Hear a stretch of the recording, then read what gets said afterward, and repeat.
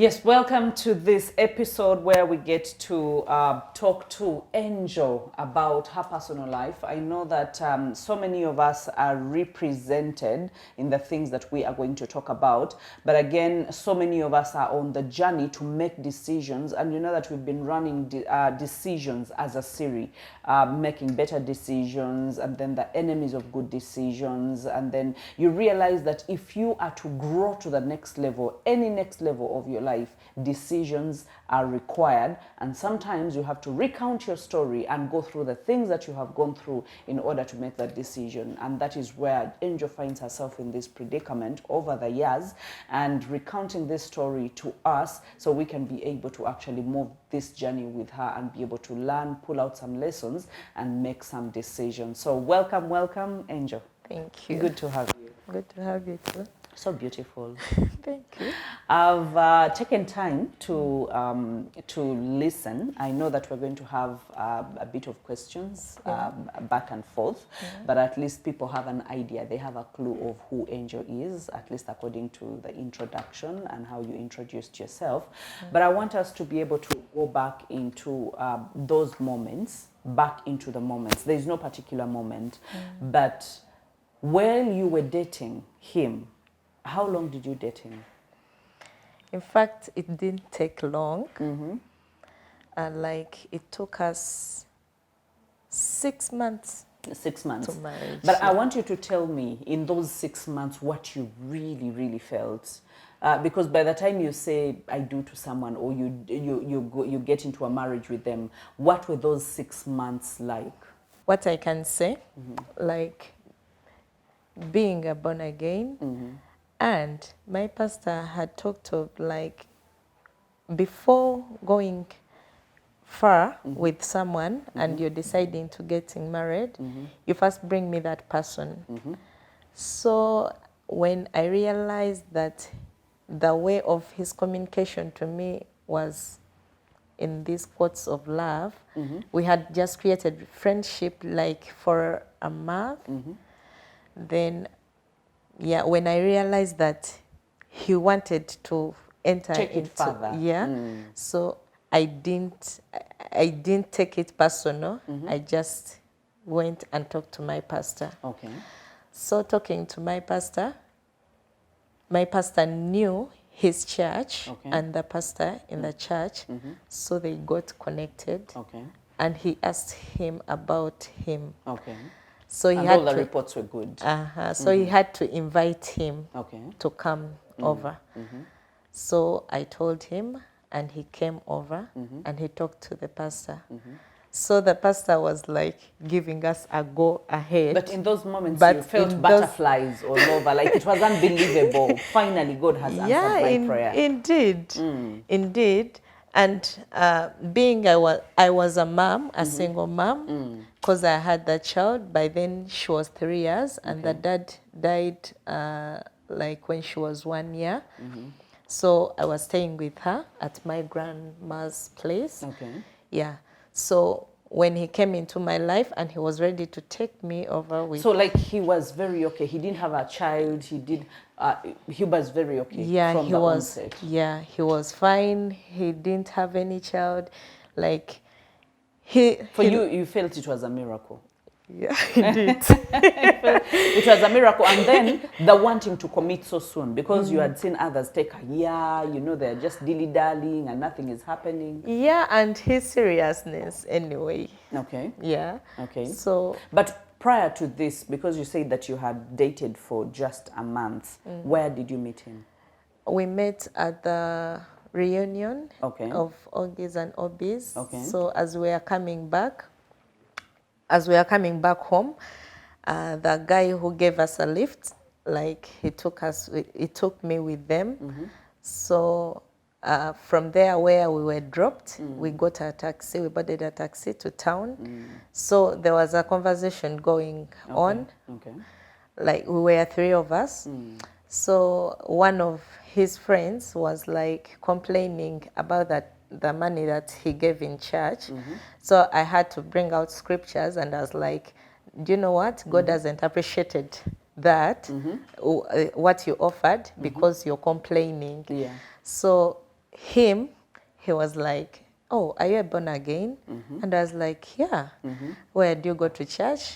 There in Bunamwaya. Then was like, Pastor Isaac's church. Then I was like, of all churches in Bunamwaya, you know that church? Then I was like, yeah, that's where I go. So when we reached town, we went to the taxi. He gave me 5,000 for transport, and we're like, okay, bye-bye, And you see felt you. like- No, for then You I felt didn't nothing. because me giving him my connection and to the friend, because they were connected, like the way they gave their profiles while at school, their introduction and whatever.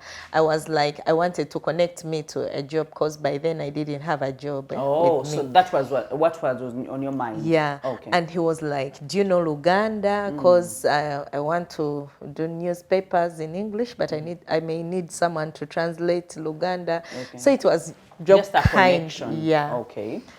So fast forward, you know him for a month, and you take him to your pastor. The pastor gives you a go ahead, and you date for those few months. Yeah, for those few months, knowing him, he happened to meet my daughter, because I didn't hide him of anything about my Your daughter. daughter. Yeah. So And he was still okay with it, yeah. which blew your mind, because you're like, what kind of man is this? Yeah. Okay. And the special needs. I know, child. I know that someone does not even flinch or even frown or even, hesitate a bit. Okay, so you get into the marriage. Yeah. And when did you start feeling that, okay, it has all been good, but I think there's something wrong? Yeah, that was after like not years. Some months. After months getting into the relationship. What was the first sign that flipped you to question yourself? It was all about my child. Okay. Because like when after getting married, we came back from honeymoon, and because he didn't want me to go back home, Okay. he had to tell me to bring my child. We stayed together. Okay. My child had hernia, and of course the detected growth. Okay. So I had to bring my child in, but him not like accepting or knowing the situation the child is in, that he has to be patient with her. It was like torture So to he my started child. like barking at the child, or what exactly did you beating the child? Beating the child. Okay. I've remembered one encounter that I got before I had given birth. I think after a year. I gave him a child, but we had this baby. So we had my girl. So that day they went to church, and he was the first one to go. So he went with her to church, and I just came in later. But I found when he's beating my child at church. Okay. So I asked the usher there, what happened? Why is he beating her? And the usher was like, I don't know, I just saw him beating her. So when I reached, I asked him, and he's like, now look at what your child has done, what? But then looking at what he was telling me, my child wasn't separating between Popo and Susu. So when she told him that I want to Do Susu, he told him, go just next to the church. Okay. And she had diarrhea. Okay. So she just did everything from there. And her being scared, she just pulled the panties up. Okay. So when he came, they called him. He just got And started canes and beating her. So what I did, I just took the child to the bathroom, to the pastor's bathroom, got water and cleaned her. But opening her when she has gotten wounds behind. From beating. From beating. And it was so hard. It haunted me a lot. Did you talk about it? In anger, because we had gone to do practice, choir practice. Okay. And I just, for when we were at church, I just covered it up, but it was haunting me inside. So as we are going home, what I told him is, you see, you have done this to this child, but one day you'll give birth, because I was very angry, you'll get that child, and not from me, from someone else. And you know the situation the child is in, like you will learn how to, like, So how you to spoke handle that, such. you spoke that out of anger. Yeah. Okay. Nti omukubye naye naawe ojja kukola ki, ojja muzaala ate togenda muzaala mu nze, ojja muzaala mu muntu omulala. But again, you were married to I him. was So married. what did you mean? Did you want him to get another woman to have that child? It was out of anger. Okay. That's so what you I didn't felt. process what you were saying. Yes. But you wanted to let him know that it is painful what you have done. Yeah. Okay. So I went home. I had to get medication for the child because he couldn't do that. Okay. All right. Okay. So, Was he remorseful?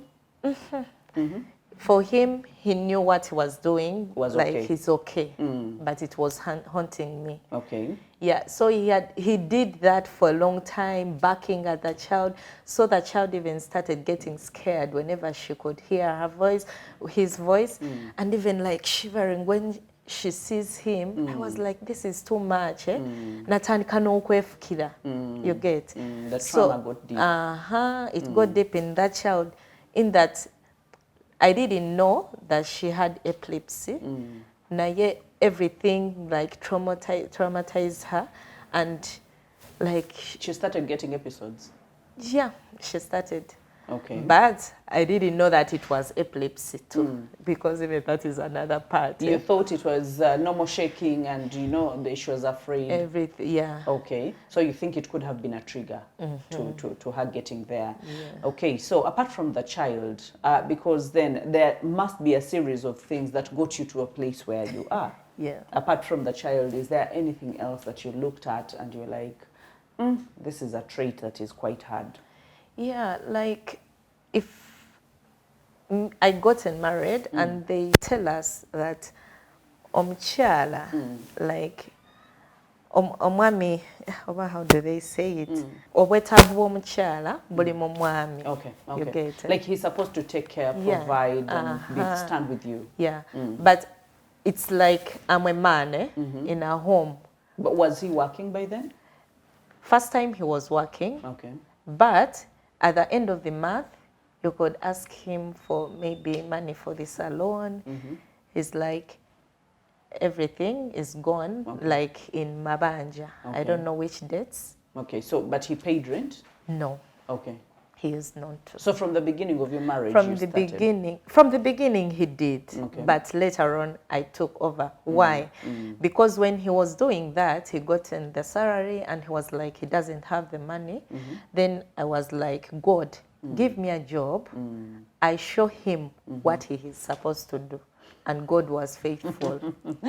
God give me a job, I show him what he is supposed to do. I think that comes from a place of frustration, that comes from a place of disappointment, that comes from a place of unmet expectations inside of your heart, that you expected something different is showing up, and now you want to bridge the gap. And that is where some women tend to get the masculine energy instead of being feminine and expecting to be taken care of, even when they're also working and they contribute freely to the family. Sometimes they feel they have to step up and put on the pants in a home, be the men and run the home, which gives them the masculine energy, and later it actually orchestrates the decisions to either walk away or just resent the marriage altogether, because they were not built for that. They were built to be women and not to be men, and not to lead the families. And if a woman steps up to lead a family, then catastrophe has started. We're still together. Don't go away.